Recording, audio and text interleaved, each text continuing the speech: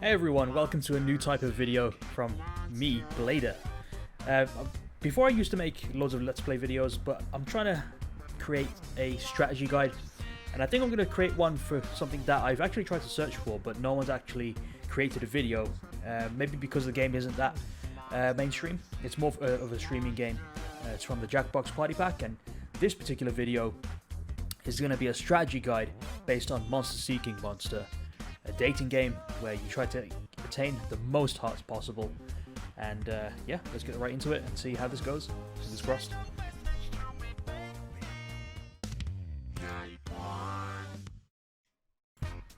Okay, so the first monster we're going to talk about, the Witch.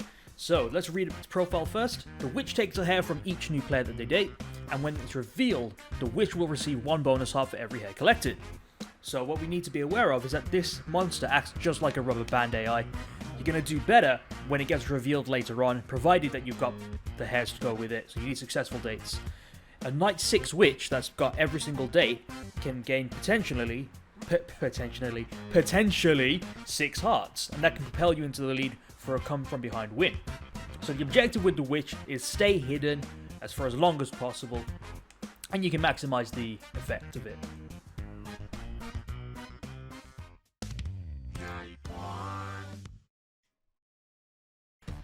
Alright, so our second monster of the game is the Vampire.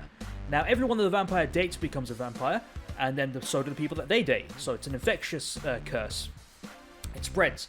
At the end of the game, the Vampire receives half a bonus heart for every vampire that's been infected. So this monster's got a very good ability with pretty much no drawbacks. So what you want to be doing is infecting as many people as fast as possible for a potential of 3.5 hearts by the end of the game, since there's 7 opponents. And this monster is something that you'd want to be keeping tabs on. Who have you infected, who have they infected, and so on. So yeah, you can pretty much win if you play this vampire correctly. You have a very solid ability, in my opinion.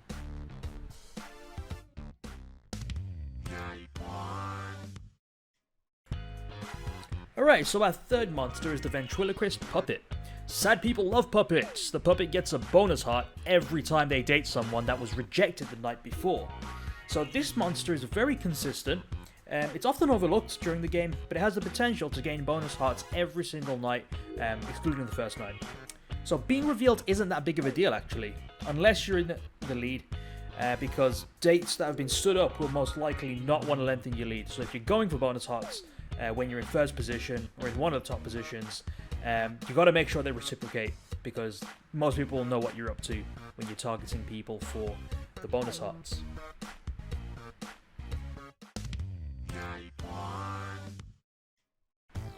Monster number 4 is the Two-Faced Creep.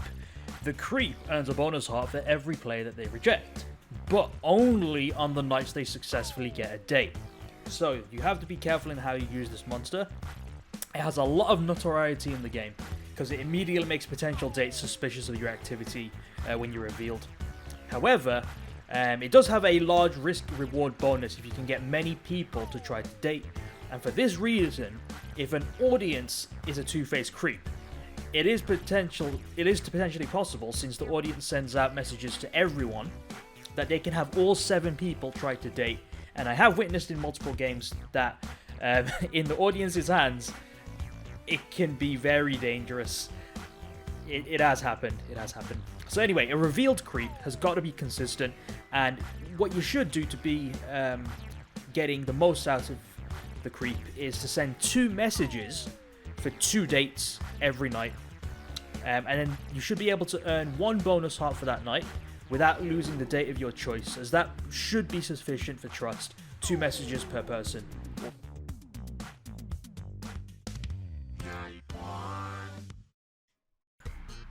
Alright, our next monster is the Leprechaun. Everyone who dates an unrevealed Leprechaun gets 2 fake hearts. When the Leprechaun's revealed, all the fake hearts will disappear. And at that moment, the Leprechaun gets 1 bonus heart for every player that drops in the rankings, which can include itself. So, the Leprechaun's a very nasty monster to be in control of, and similar to the Witch, a late reveal for this one can be utterly devastating to the opponents, unlucky enough to be in possession of fake hearts. Now, if you want to maximize the number of unrevealed nights, as in you want to play defensive, you should target players so that they surpass you in the leaderboards, because they'll get 2 fake bonus hearts and you'll be sitting below them after they've overtaken you. But you should be aware that the sudden jump in the leaderboard will alert vigilant players to the fact that the person who rose must have gained extra hearts somehow, and that their date might be accused of being this monster. So if you want to maximize damage, however, as opposed to being defensive, be more offensive, then target the high ranking players, and that way they'll lose hearts and drop down a lot when you revealed.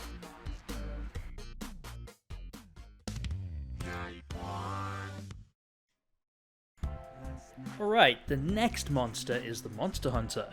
At the end of the game, the Monster Hunter gets a bonus heart for every time they date the monster type they've secretly been told to hunt. Now, this is a very difficult monster to use well, and it seldom gets many wins.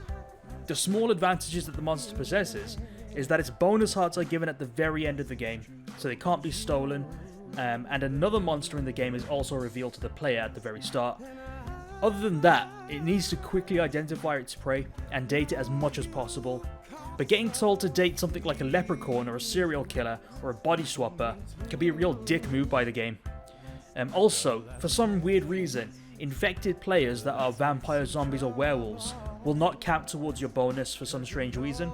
So if you're actually told to hunt a werewolf and you date someone who's infected and become a werewolf, it doesn't count, only the original monster counts. So if you can win the game with this monster, I will salute your skill, because it's very, very hard to do so.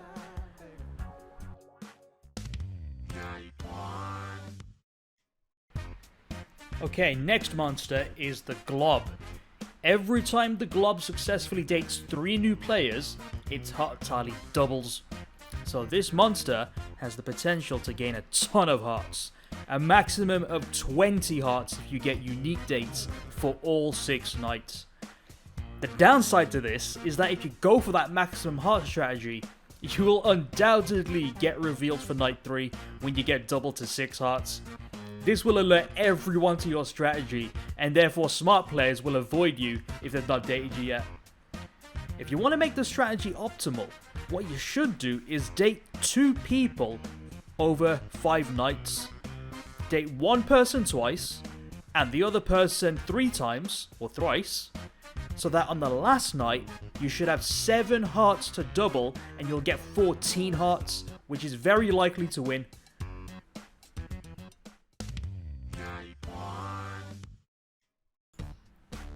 Our 8th monster of the game is the zombie.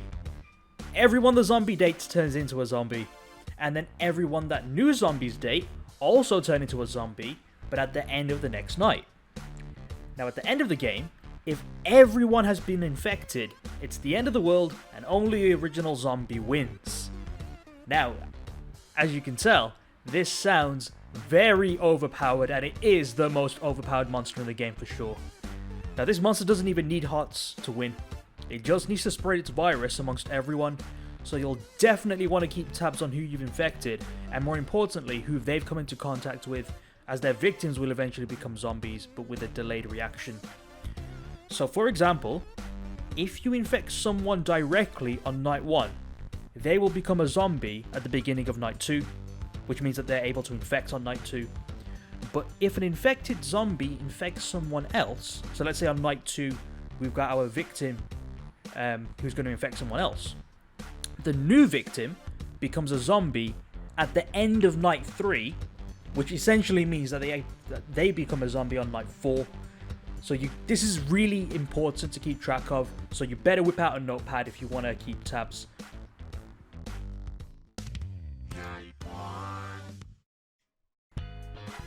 Alright, our next monster is a serial killer. The serial killer will steal 2 hearts from a player the second time they date each other. Now, this monster is almost never utilized in the correct manner, from my experience, but it can be deadly if used correctly. Most players make the mistake of killing someone immediately, so on night 2, they probably steal 2 hearts and then get revealed, which alerts everyone to the serial killer's presence. So what you want to actually do, the better strategy, is to date 3 different victims for your first 3 nights. preferably those that are on the top of the scoreboard. And then on night number 4, you pick off the victim who has the most hearts, so you keep yourself unrevealed. And keep going for the victims until you are revealed, which hopefully should be at the very end.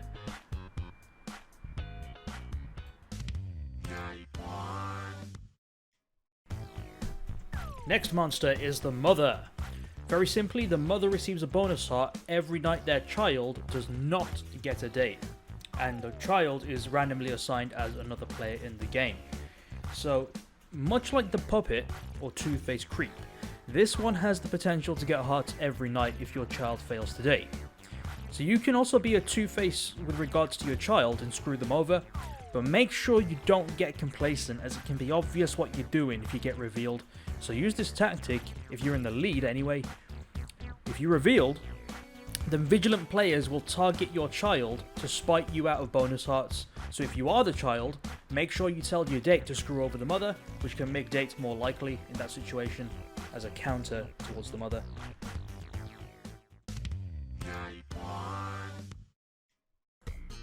Okay, next monster is the Werewolf. On a full moon, werewolves get a bonus heart for dating, and then turn their date into a werewolf. But if a werewolf is rejected on a full moon, they lose half a heart. So for this monster, it's the most likely to be revealed first because it has access to bonus hearts early.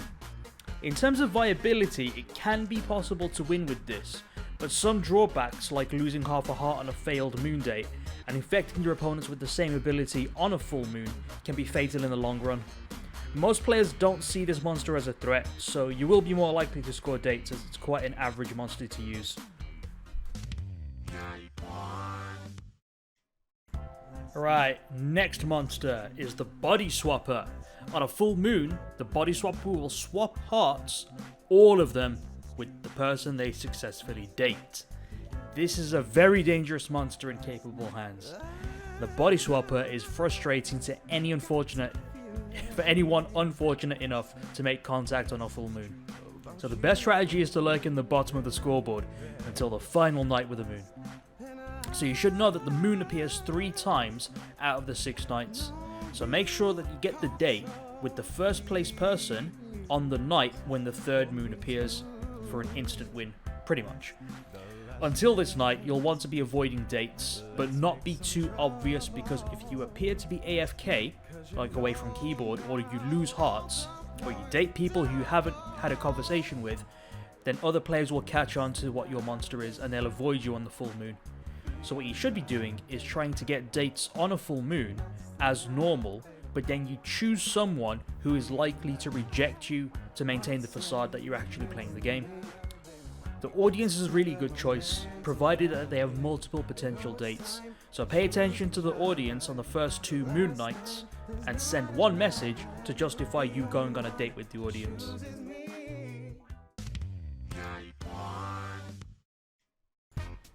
Okay, for the Mummy, we have that everyone the Mummy dates becomes cursed, and then so do the players they date. At the end of the game, Mummies steal half a heart from every cursed player, but if everyone's been cursed, then the curse is lifted and no hearts are stolen. Now, personally speaking, and I pretty much think objectively as well, it's the worst monster in the game. Even worse than the Monster Hunter. It's a monster that's similar to the vampire, but if everyone gets infected, the Mummy gets nothing, which means that you want 6 people to be infected for the optimal play to steal a total of 3 hearts from them. If the seventh person gets infected, you don't get anything. And the apparent benefit to the vampire is that you steal hearts rather than get hearts out of thin air, which means that the ones that do get cursed get a half a heart deficit, which is meaningless really. The best strategy is to not spread the curse early. Either date the same person for 2 nights in a row, or just avoid dates altogether at the beginning. And remember to keep tabs on the notepad so that you can pick correctly. And getting revealed isn't a big deal, as this monster poses a little threat to anyone, so at least you don't have to worry about that.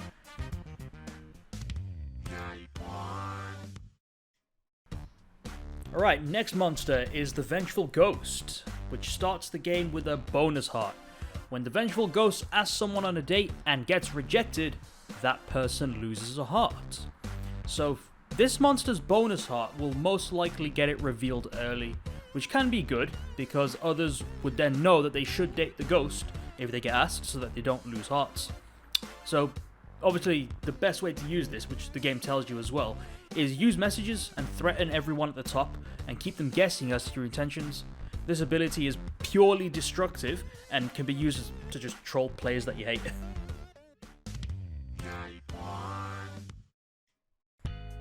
Alright, so the last monster is the Invisible Person.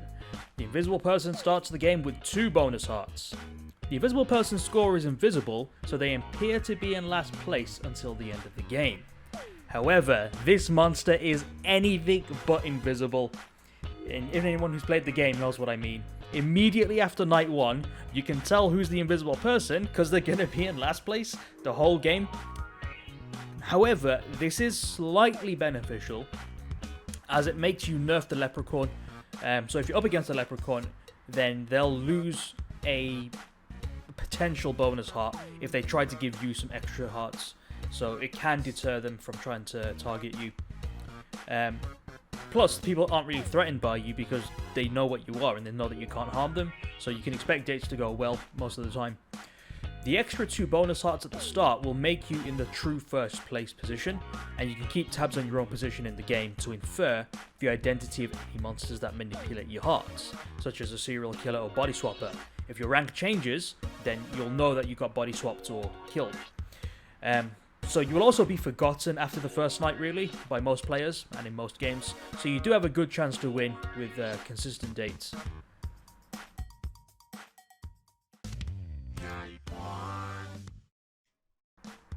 Alright, so this monster is not actually playable, but the robot loses a heart at the end of every night. But it also gains a bonus heart for every player that messages and tries to date it. At the end of the game, if the robot comes in last place, it fails to understand human emotions and destroys humanity. Everyone loses, which makes it the opposite of the zombie. So this one appears in games with low player counts, and it's purely AI controlled. Outside of collaborating with all the players, it's going to be hard to manipulate where the robot ends up at the final night. So it's pretty much pot luck.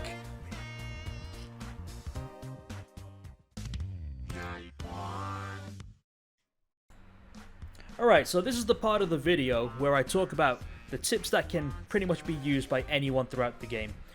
So the very first thing I want to talk about, which is the most important in my opinion, is messages. They're going to be our best weapons in obtaining hearts, so you should be using all 4 of them every single night. Once you've secured a date, the optimal strategy is to use your leftover messages to set up the next night's date. If I have secured a date with 2 messages in night 1, my 3rd message should be setting up night number 2, and I can use the 4th message for night number 3. So what you want to do is be explicit in your messages. You want to say something like, I will date you on night 2, so that you have an additional message to contribute to your barrage on that upcoming night. This tactic is effective when the player has no plans of their own on that next night. So you don't want to be using this tactic on a puppet, for instance, when you've actually got a date that particular night, and so they'll have no incentive to go for you on the next night. So be aware of who you're going to be choosing. So this next strategy applies for when you're playing with players in the same room, or you can talk with them in, say, an online chat. So this strategy is for when our opponents are in the same room, and it's going to be to cast suspicion on another player being a threat, and you're going to play all the players off each other. Oftentimes, just suggesting that someone is a leprechaun can make that player become radioactive for the next few rounds, and no one's going to want to go near them. So what you can also do if you want to be sly is hide your own monster's powers using this method. If they manipulate hearts in round. So for example, if a serial killer claims that his 2 extra bonus hearts had come from a leprechaun, that could actually be plausible if someone wasn't paying attention and they saw the big jump. So another great strategy is also to blame the audience because they've got no way to chat back to you. So You're screwed, audience. Okay, so I did mention this in the previous monsters bios, but in general, any monster that has an infection, like a zombie or a vampire, what you want to be doing is have a notepad open if you're on a computer, or have a pen and paper. Keep tabs on who has what powers. Knowing who your victims have infected gives you the upper hand, as you can target fresh meat and therefore maximize hearts. Except for the mummy. Okay, this next strategy deals with being revealed. Sometimes getting revealed early could be a good thing, as less attentive players will soon forget what happened during the later nights, and they'll be more hostile to newer reveals. If you don't want to be revealed, then date higher ranked unrevealed players, and make sure that they stay above you. What you should also be aware of is if that you're the host of the game, you usually get put into the top row at the start, most often in the first or second position, so be aware of that if you're going to host a game. The final tip isn't that big of a deal, but for some reason we have the moon mechanic. Some monsters get affected by the moon. Now, the only monsters that do get affected are the werewolf and the body swapper, but if you do happen to have them in your game, or if you are one of them, you want to be aware of how the moon works. The way it works is that the moon does not appear at all in the first night, and it appears for a total of 3 nights over the 6 rounds. If you want to avoid getting body swapped, avoid any unrevealed players on moon nights. That's for anyone who's really paranoid. Okay, so that should wrap it up then. So I've talked about all of the monsters in Monster Seeking Monster, even the AI controlled robot, and I've given you a couple of extra bonus strategies in order to secure the win. Let me know how it goes, and if you do like what you've heard, make sure you give it a like, comment, and subscribe, and give me some suggestions for another Jackbox game that I could make a tips video on, or any other game for that matter. Until then, thank you very much for watching, and take care. So they pull out their phones and they start to chat.